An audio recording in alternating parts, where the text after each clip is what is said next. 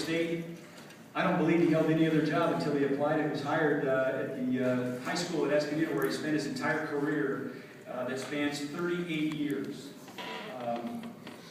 Gary was hired in 1975, teaching 3 photo and 2 math. And then one year, while discussing his schedule with the principal at the time, Pat Ross, Gary kind of got hornswoggled into being the yearbook advisor. That was 33 years ago. He's done a yearbook for 33 years at Escondido.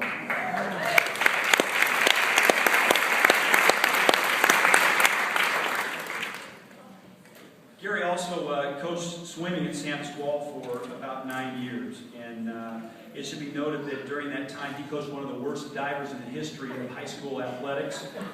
Thanks for your coaching.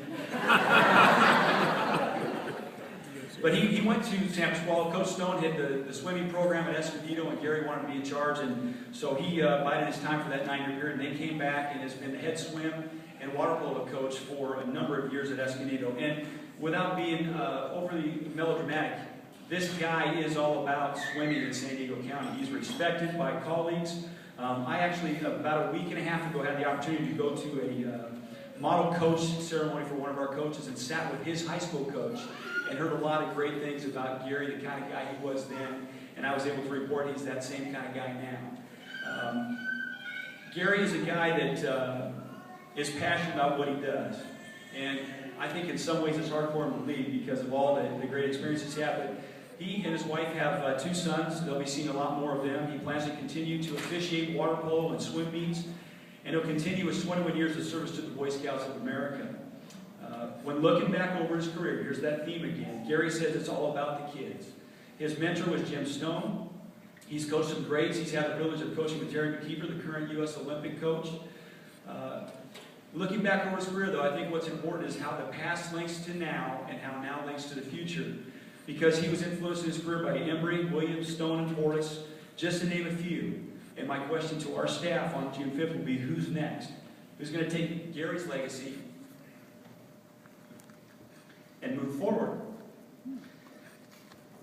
So it's a generational path, and Gary's a special guy to me and to our staff, and we're going to miss him more than he knows, more than you know.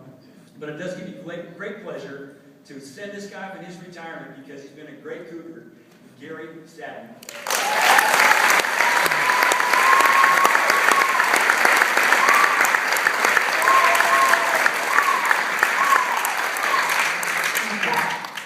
I can't think of anything else I would have rather done in my life than be a teacher, because you deal with the kids and there are so many rewards. It's just incredible. And Escondido has had such a wonderful staff, such a close staff. It's just been a privilege to teach there. And like a lot of us here, how many people really get to say they love to get up in the morning and go to work? That's our kind of job.